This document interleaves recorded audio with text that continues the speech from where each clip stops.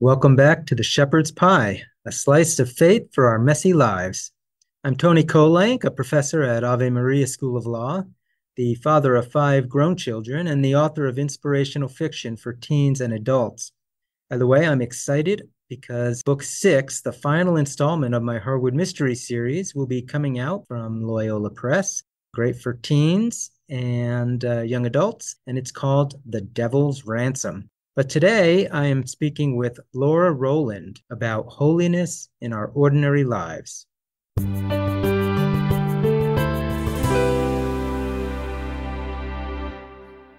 My guest today is Laura Roland. She is a Catholic motivation coach, a speaker, writer, and retreat leader.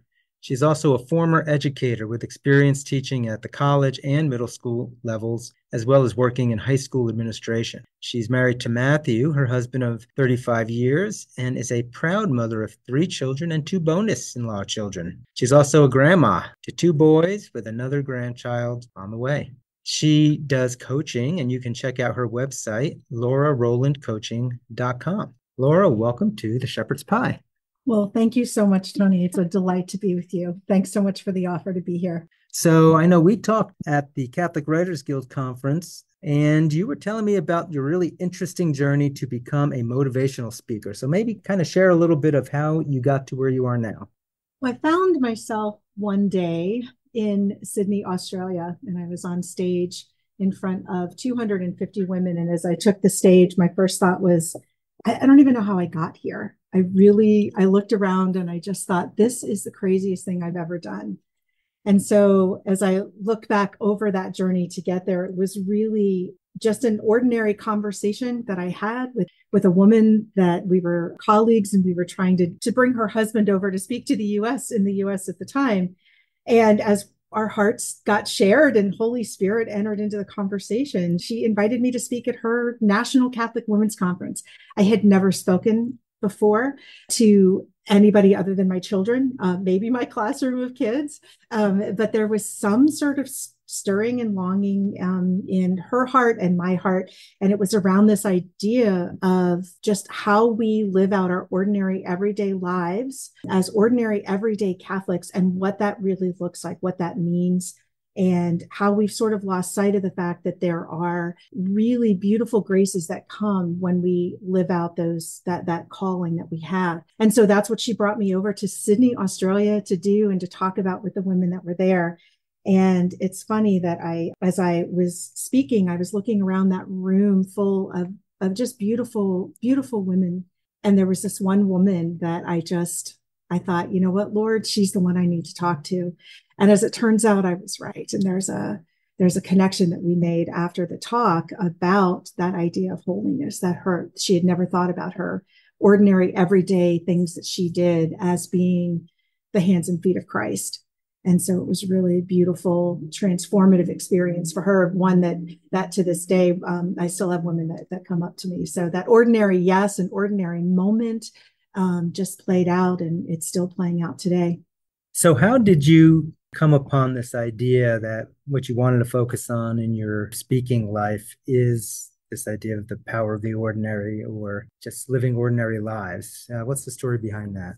My husband and I were blessed to have 3 children in 3.5 years. We were busy.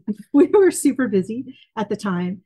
And I remember, as all, moms and dads are in the throes of just the toddlerhood and babyhood of, you're always tired. There's never enough hands. There's never a diaper within sight that you can reach, that your arms are full, right?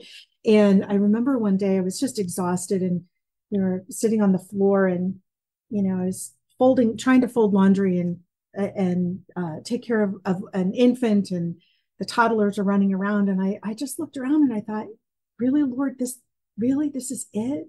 This is all you've created me for? Like the next diaper, the next sock that I need to chase down, and the next meal that I need to make. And when I was a young girl, I had plans and dreams and hopes. And yeah, I wanted to be a mom, but I don't think I ever really fully understood what that meant. And so I just was sitting there on that floor, and I just couldn't believe that was all my life was going to be. And, you get through that moment, you get through it with prayer, and you get through it through beautiful people that pour into you. I called my mom, and she's like, just take a breath.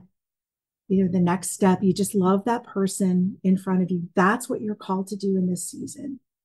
And that was the first time I'd really heard the idea of seasons, like never really thought about that. And in the throes of motherhood and that season of motherhood, you feel like it's never going to end. And you sort of can lose your sense of plan and purpose because the world tells you that that's not enough.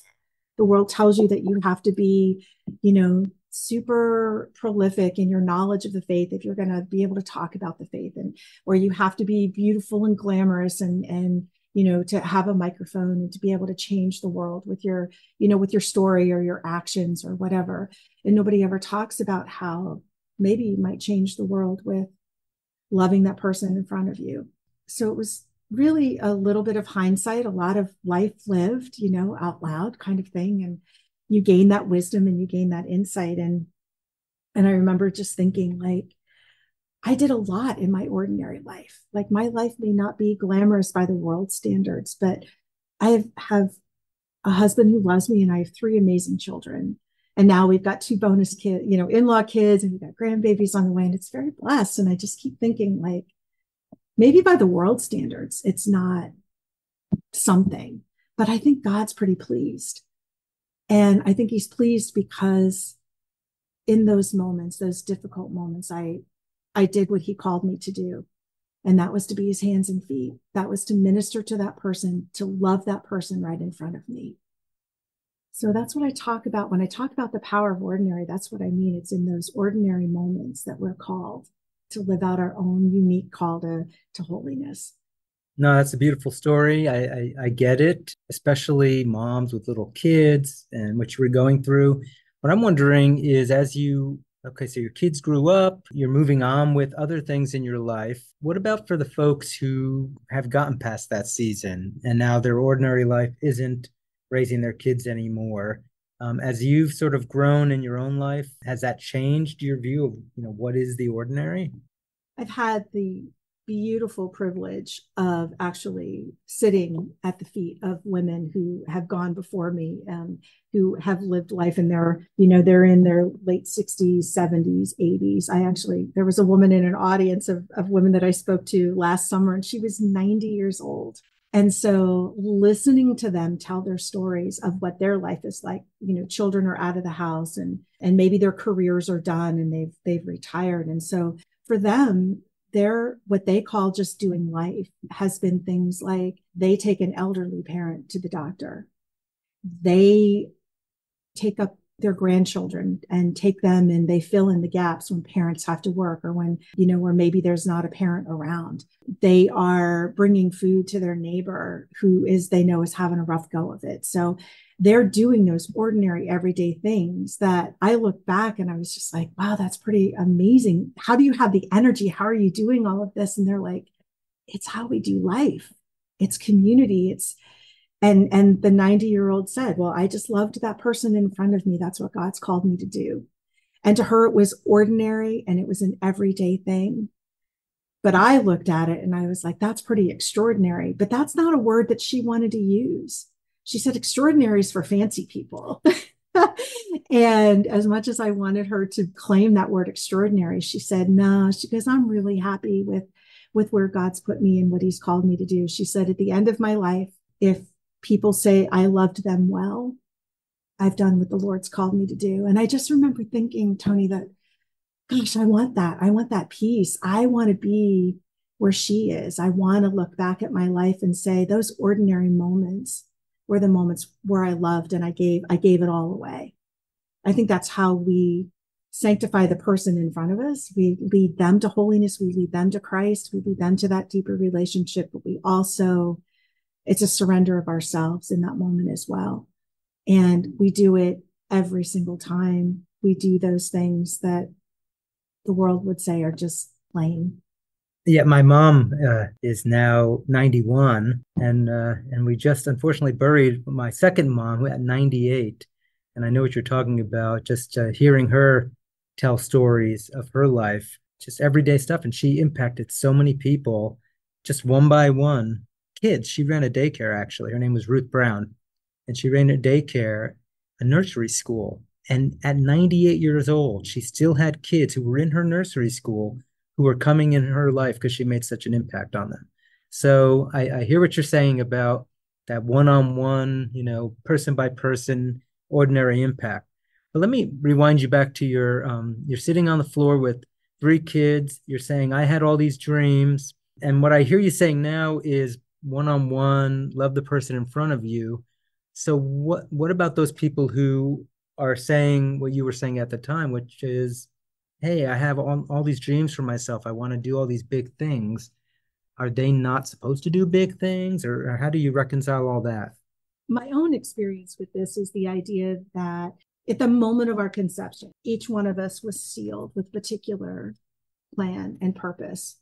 There's something that only you can bring to the world in your own unique way. There's something that only I can bring to the world in our own unique way. And there will be a time and a season when all of that can unfold. And the good news is that when we're in the throes of, I'll use myself as an example, when I'm in the throes of toddlers and babies and all that kind of stuff, right? I'm thinking about what's this next season of my life going to be? So for me, when my kids were in school, I was able to go back to school, and a dream of mine had been to become a reading educator. And so I did that. And so even though that despair was hitting me when I had all those littles with me, God assured me that there was a plan and a purpose for my life. And I had to stay close to him. I had to stay close to that promise. Psalm 139. Anybody that is really wondering if they've lost that sense of themselves. They're lost in this identity crisis of, I don't know where I fit. I don't know who I am. Go back to Psalm 139 and just rest in that promise that he knows you. He knit you in your mother's womb. He has a plan and a purpose for each and every one of us. And that's what I clung to. And that's what really got me through, so that as my kids grew, I was able to each different season say, okay, Lord, where are you calling me to now? What is it that you want me to do? So I also talk a lot about seasons, and we'll go through seasons of discovery, and we'll go through seasons of where we're content, and we go through seasons of just this growth in ourselves, right? It's where we're called to be in that moment is what we really have to remember. And through all of it, so whether you're on the floor with me or you're with a 90-year-old, right? You always have a purpose and a plan. There's always some way that the Lord is calling you to serve others, to be present to that other person. And my experience it's been in those ordinary, everyday things that I've done for my family. Back to the woman that I saw from the stage. Her name was Anna. And she came up to me afterwards. And it was funny, Tony, because as I was standing on stage and I was talking about this power of ordinary, she was sitting there with her arms just crossed and just this like look on her face of just, I thought, oh, this woman doesn't like me at all. But in the moment, I was just like, Lord, she's yours. There's nothing I can really do about it. And so when the talk was done, I walked off stage, and, people came up to me and all the things, and she avoided eye contact. And I thought, okay, she's whatever. There's something going on with her. She found me the next day, and she came up to me. And so again, we were in Australia, and she handed me a packet of Vegemite, which is no kidding. And she said, have you ever had Vegemite? And I said, no, I've not. And she said, well, she goes, I just want you to know. She said, I don't know how you knew what my life was like, but you told my story. I'm an ordinary mom who does ordinary things, who has felt like she's never enough by the world's standards. And she said, I see it all differently now. I see that what I do makes a difference every day. And so I'm just crying thinking about it. She hands me this pack of Vegemite, Tony, and she says, so from one ordinary mom to another, I just want you to know that I see you in your ordinariness, and it's beautiful. And she handed me the Vegemite, and I stuck it in my coat, and off I went. But it's a moment to this day that I can still see her, and I can still remember. And so for her to see herself differently When the Lord can speak into our hearts that way, we have to be open to receive it. And I'll tell you, she was ready. She needed to know that what she does every day is beautiful and it has meaning, and there's a purpose and a plan for her life in that season. That is a beautiful story. So let me ask this, because you have gone on from that time when you're on the floor with the little ones. You got to do the career that you wanted to do with education. Now here you are traveling around the world, speaking to large groups of women who need to hear your message. I know you're thinking possibly even have a book deal, to be able to tell your story. So I think from some people's standards, they're going to say, well, that's great. You got out of doing the ordinary and now you're doing extraordinary things. But what about most of us who don't wind up doing all those other things where their lives really are ordinary? They raise their kids, then their moms get sick, and then they're taking them to the doctors, and then their life goes by. What do you say to them if they're looking at you saying you're not really ordinary anymore? I've had that question posed a lot. And what I often think about is that it depends on what we think is important. It depends on how we view what we do. And so what I would say to those who are, maybe in the throes of where I was, or, and I still am to some degree with, I make dinner for our family. I go to the grocery store. I have laundry to do still. And there are days that I do those things. And I'm like, really, Lord? Like, this is, I'm called to do what I'm doing in this season of my life. About 2 years ago, I was called to minister to my mom. I walked my mom home to the Lord. And so that was what I had to do. And there are so many other women that I know for whom that's what they've done. They care for their families. And what they're doing in that season is holy and hard work. And that's what I mean when I say this power of ordinary is that what we're doing in those moments, being the hands and feet of Christ, there is no more important work. There isn't. It's what we're called to do. And we don't have time to waste worrying about what the world thinks about this. We have people in front of us who need us to love them in that moment. There is beauty in that when you're rocking those babies in the middle of the night, when you're driving that carpool, when you are stretching that food budget until you don't even know if you're going to make it till Friday, till payday, and you figure out a way to do it. When you are, taking your elderly parent to the doctor, and then you've got to take your youngest to the pediatrician, and you're sandwiched in the middle. That is the hard and holy work that the Lord has left the ordinary people of the world to do. And there is beauty and there is sanctity in that because it's coming from a pure place of love. And he's left that heavy lifting to us.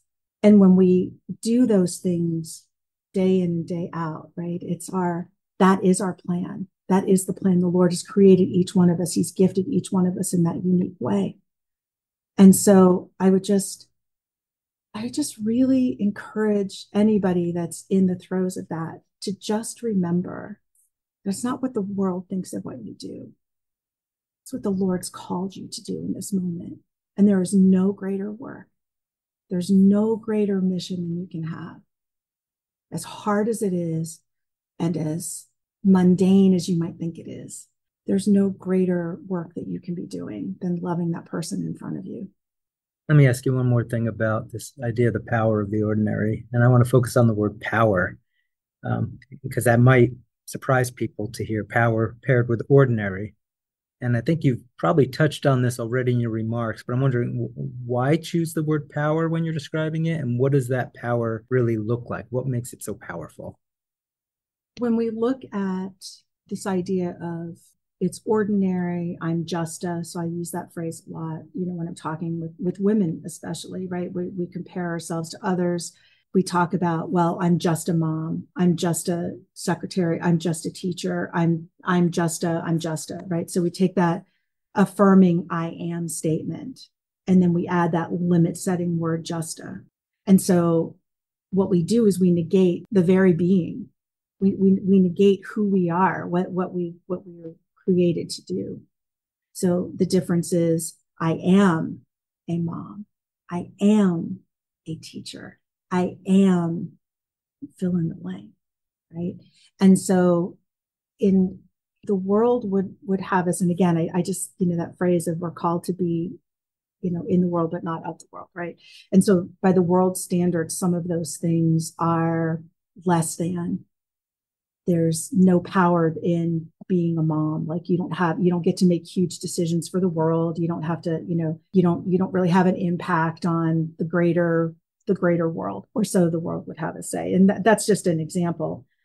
But this idea of the power of ordinary is that when we realize just how powerful what we're doing is, we can reclaim that. We can claim it, we can name it, we can say, I am a mom and I am in this season of motherhood. And my call in this season of motherhood is to do these things.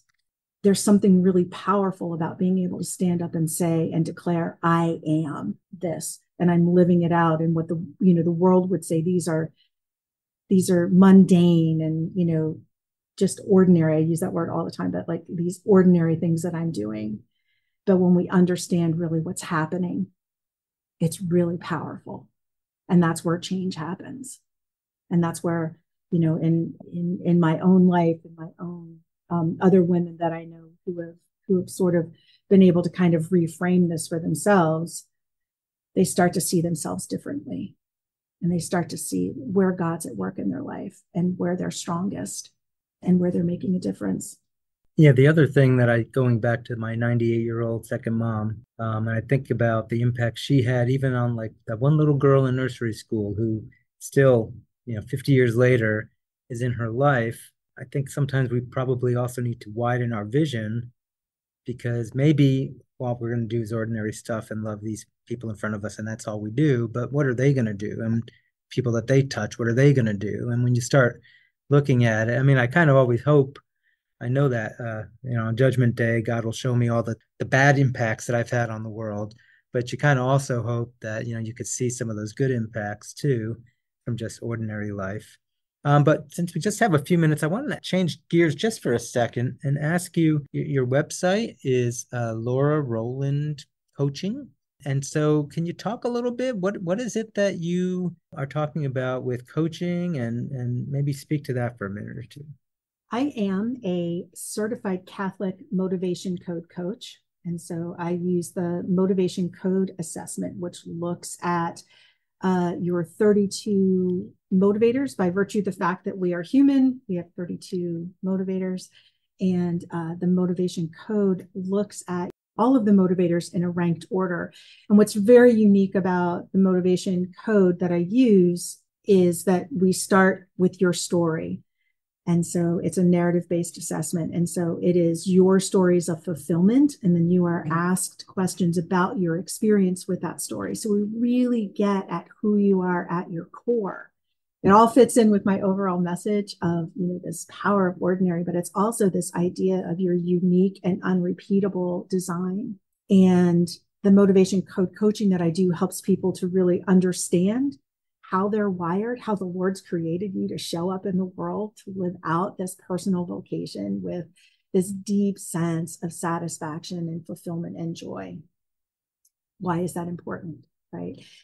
I just feel like there's this sense of urgency that people need to start stepping out into the world to do, to bring, to co-create with the Lord, to really bring forth what He's put on our hearts. And not stay in the shadows anymore, not stay and go and, second guess, do I really have a plan and a purpose? But to understand that He's uniquely created us to do these things, to bring these out into the world. So the coaching that I do helps people understand that. I also work with people around the idea of productivity and procrastination and what it is, what it isn't, some things that they can think about in terms of how to tap into their motivational code to really pull that out and to bring, like I said, to bring forth what it is that the Lord's put on their heart. So for some people, it might be writing a book. For other people, it might be starting a business. I work with a lot of women who are working in what I call the margins of their motherhood. And so they have some sort of a business that they want to bring, but they want their family as their first priority. So they want to understand how they are uniquely motivated to bring this business out into the world and to make it sustainable so that they can both be present and also bring an income in for their families. So I do a lot of work with that too. Sounds awesome. So if folks want to either check out, hey, what is this coaching about and how can I get involved? Or maybe they want you to come talk to their parish or their school teachers or anybody else that you might want to talk to about the power of ordinary. Where would you want them to go to find all that information? So the first place is my website, which is laurarolandcoaching.com. And then I also hang out a lot on Instagram. That is my place. So that is Laura Roland this woman's journey, and this woman's journey is also the name of my blog, so they can find me there too. But I can just go back and forth between Instagram or find me on my website, and you can contact me there for sure.